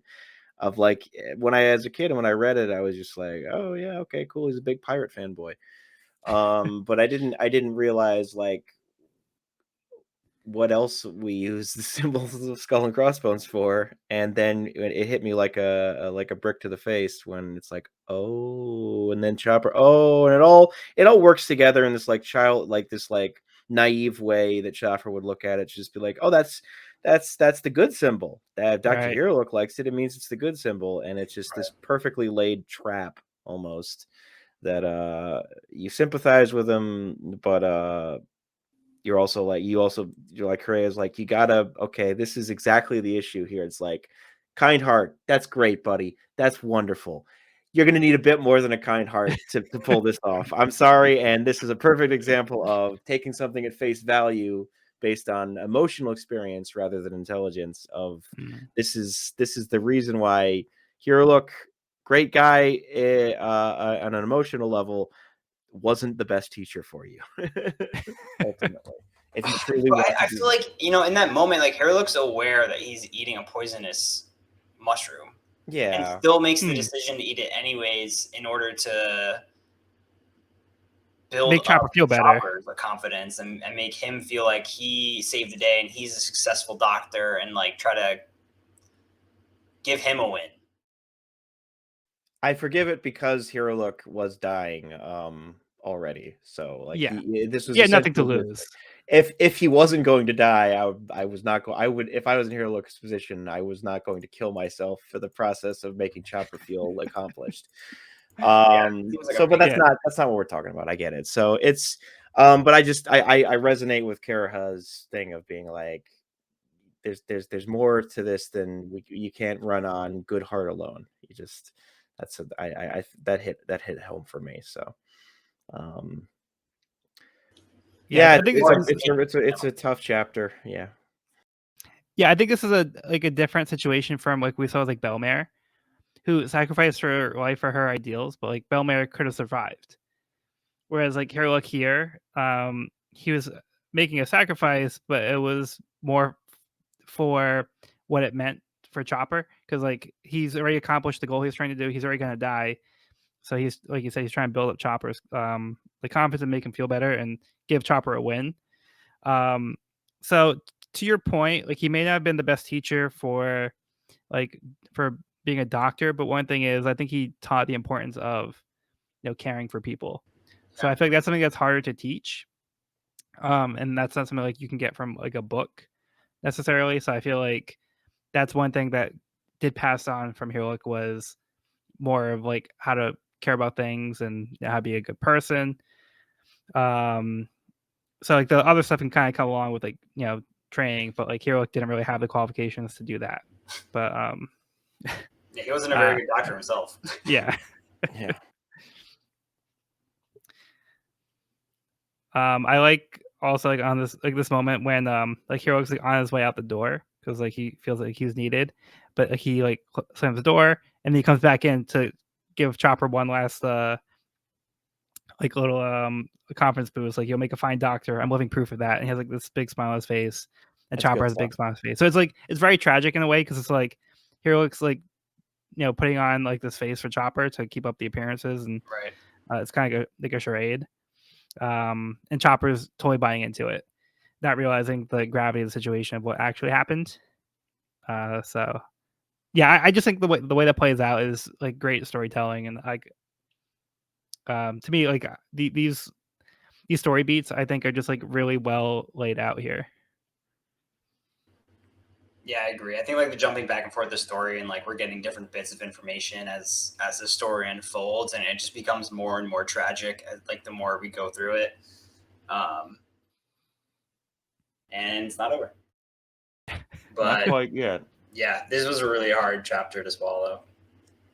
Just because I feel like you sympathize with what Chopper's going through, like mentally, emotionally.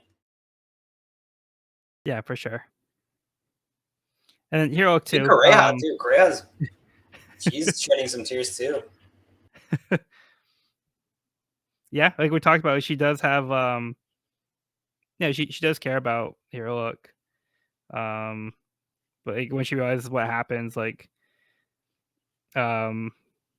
she hits Chopper for like misunderstanding, but it's not really his fault. Like he just wasn't taught well enough. So he had good intentions, but like, Curry has again more of the pragmatic side of things and sees more like you mess up the medicine part. Like she doesn't really care about like the heart part. Right. And the Chopper's kind of like in denial at first, like because it's kind of like defying everything he believed. And like now he's like realizing that like that he's going to kill Hero Look. So But like, yeah, Korea doesn't say like, hey, he was gonna die already, anyways. Exactly. Yeah. So that's a bit of some missing info that the Chopper might have appreciated to a degree, but I get that that's not her immediate. Like, okay, let's clarify the situation while you continue to cry incredibly heavily. So, well, I think I think he confirm. knew that he was at least I don't know, like if he knew that he was dying when he got the mushroom. well, yeah, and then he thinks he saved him, and Yeah. then all right, I don't know, it's good stuff. I'm not Yeah. saying any Either of this is way. bad. I'm just saying it's a bit takes a bit of brain wrangling to understand everything that's going on from every different character's point of view here. Yeah. Yeah. Like, Overall, way, I really like it. yeah. Either way, if he was going to die, like one way or the other, it's still like a gut punch to Chopper, who thought he was helping, and now he's just making it worse. Agreed. Woof. And Hero Look is also begging Kreha to teach Chopper how to be a real doctor. So that's also one of his concerns. So like, again, Kreha is kind of like being like who you like ask me for favors, like you want everything for free. But like Hero Looks like she is like going to go along with that anyway. But yeah, she kind of gives like this impression like I'm not going to do anything for you. Like what's in it for me? And then lastly, like Hero Look, like as his last act, he feels he can save this country. We finds out the 20 doctors are sick. So the only doctors in the country now are all sick. So he feels like he's their last hope. So he's going to go out there and try to save everybody. Well, I wish him luck.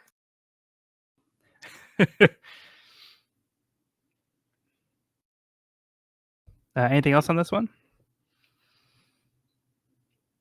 It's an effectively done emotional trap that Oda laid here, and it's pulled off very well. For sure. I agree. Okay, let's get the next part of Django's Dance Paradise Volume 15, Totally White Fever Dance Contest. The crowd goes wild for these dance moves.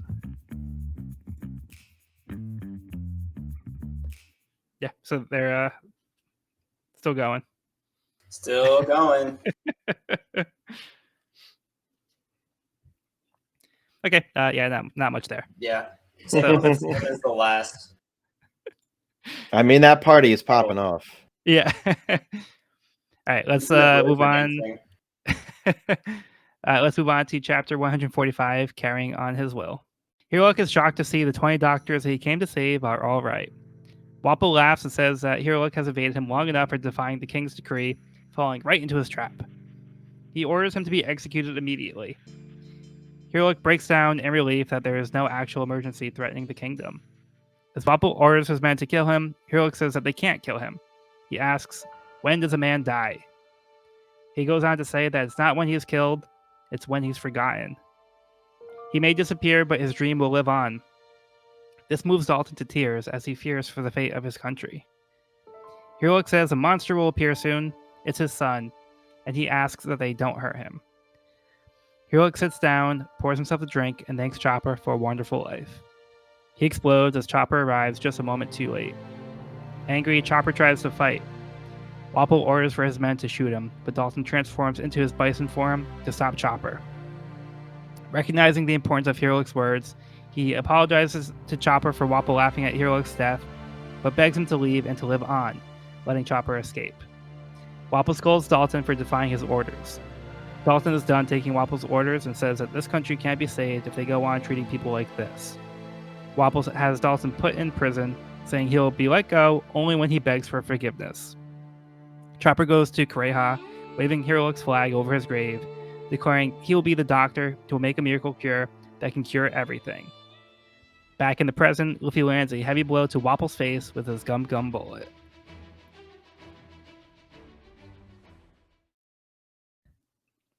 Yeah, this is like that emotional punch to really end the volume here. Certainly is.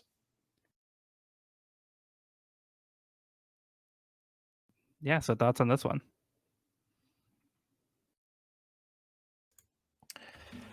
Man, he goes out in style. I'll give him that. For all my misgivings about him, he sure knows how to make an exit. I do love the whole oh, thank goodness they're all actually fine. That's Yeah. great. Okay, cool. That was a great line.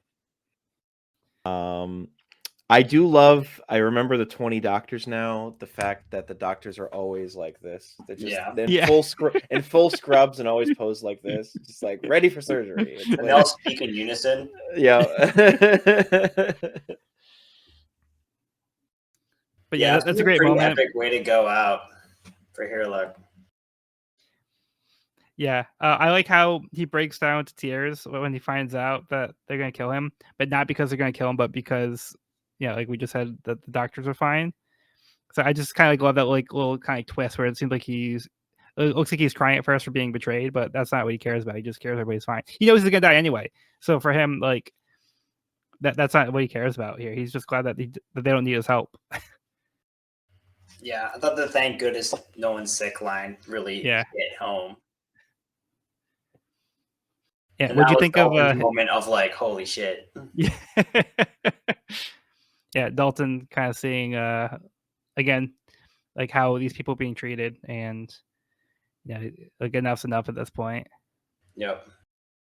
I do appreciate Dalton's way of being like, Chopper, I get what you're trying to do here, but if you can't even push me off of you, you're not going to be able to beat Wapple. So, like, you got to get out of here. Such a cool moment when they lock up. Yeah. Because you have Dalton, who is a human that's taken the ox fruit and so is able to turn into an animal.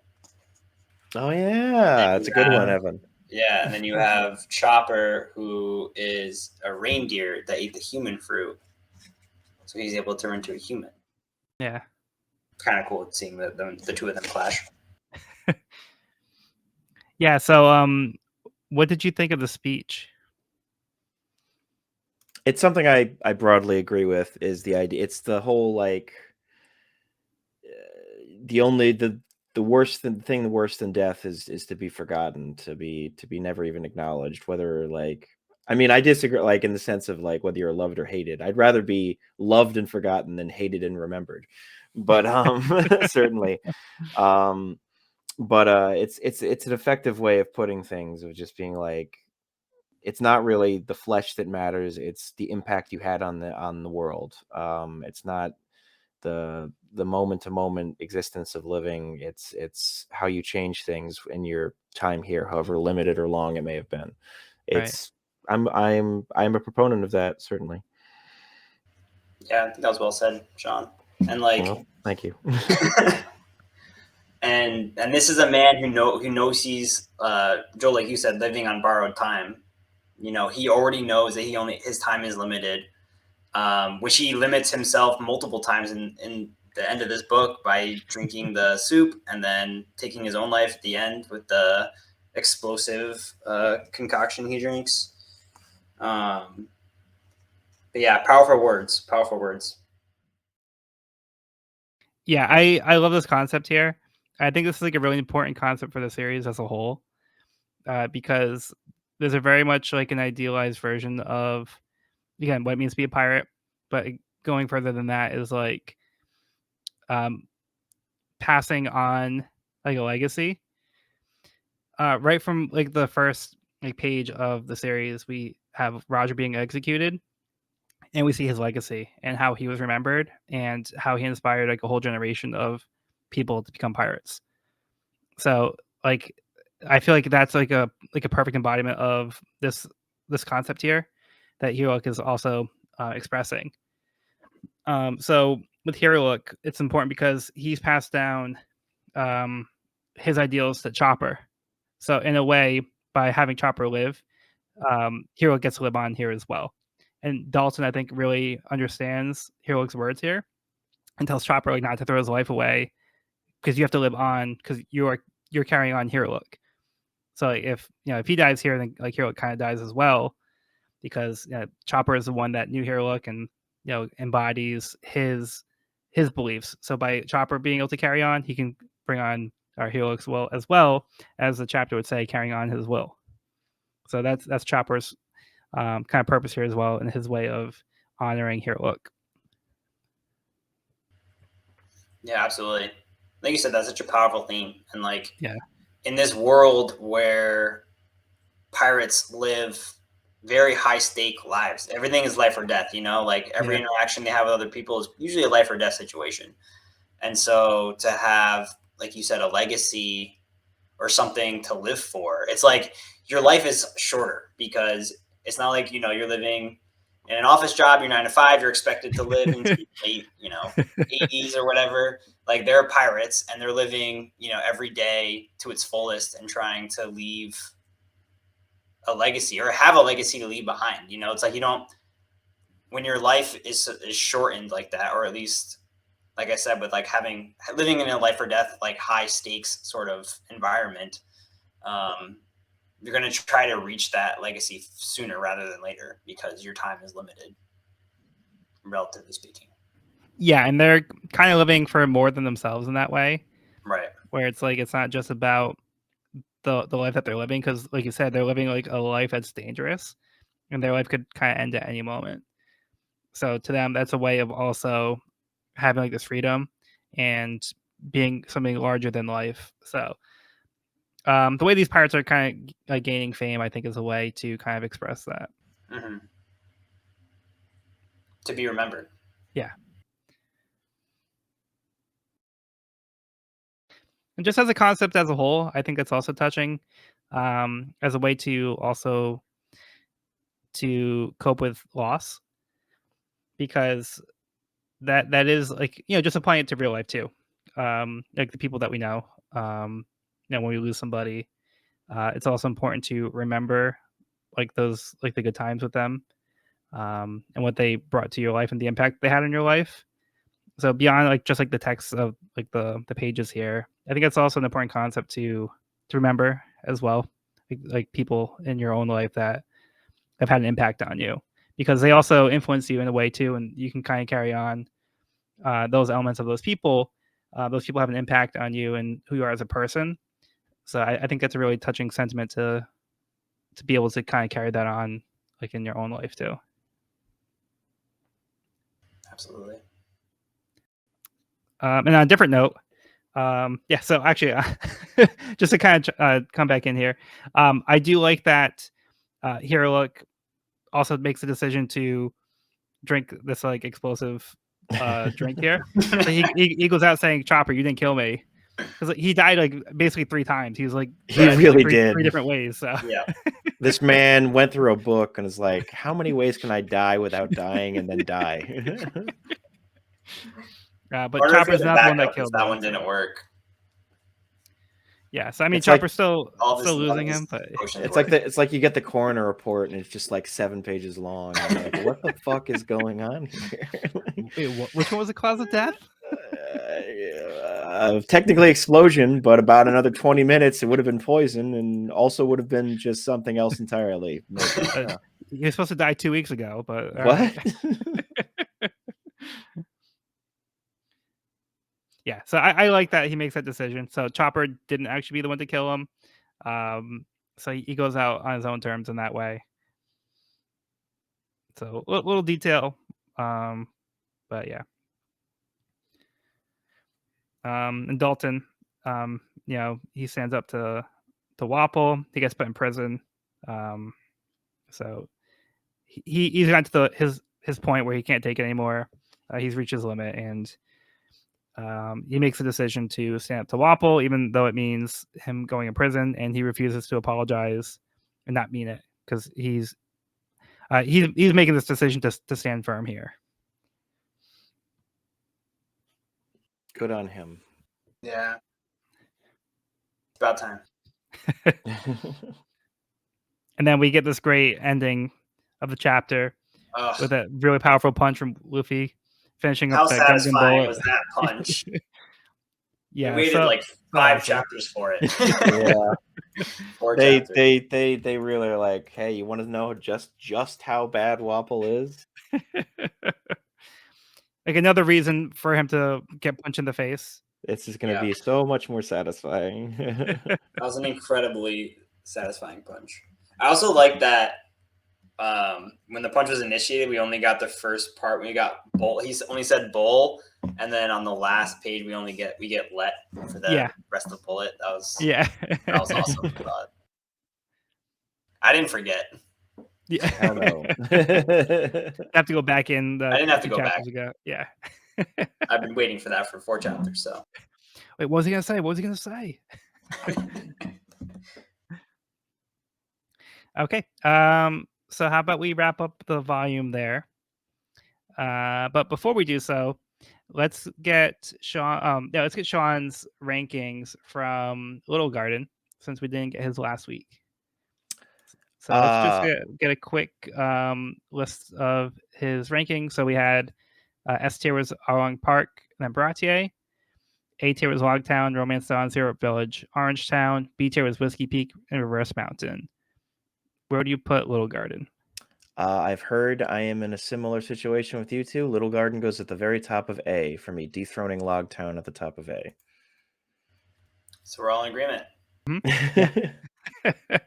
Good sigh. I swear I didn't talk to these two beforehand. I guess you don't have to argue about that one. No, it's just I think I told Joel it's just a really satisfying, like cool, like enclosed space of giant. I love the giants. I love them as kids. I love them even more now. Mr. 3, while I've also heard we don't consider him enough of an arc villain, and I'd agree with that, but I still think he works well for what he is. I love his sipping tea and his pure Bond villain aesthetic, and it goes very well for me. So overall, it's a delightful little like piece of fantasy in the middle of One Piece. Yeah, so we're on the same page. We had like the same thoughts. Yeah, we enjoy Little Garden. There was some fun stuff there.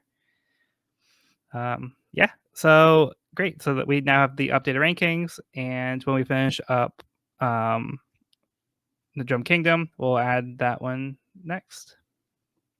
How is Oda going to break our heart next? Don't worry, there's a lot to come.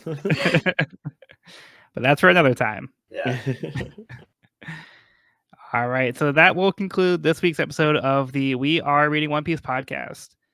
You can find this podcast wherever podcasts are found at wearereadingonepiecePodcast.buzzsprout.com or on our YouTube channel at We Are Reading One Piece. This is a spoiler-free channel up to where we have recorded the podcast so far. So if you are new to the series, you can visit the channel there.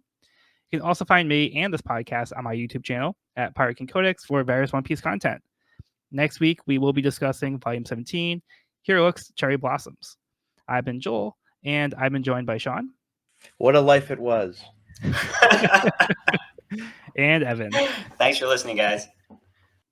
All right, guys, thanks for coming aboard. Be sure to bring along all of your hopes and dreams, and we'll see you on the next episode.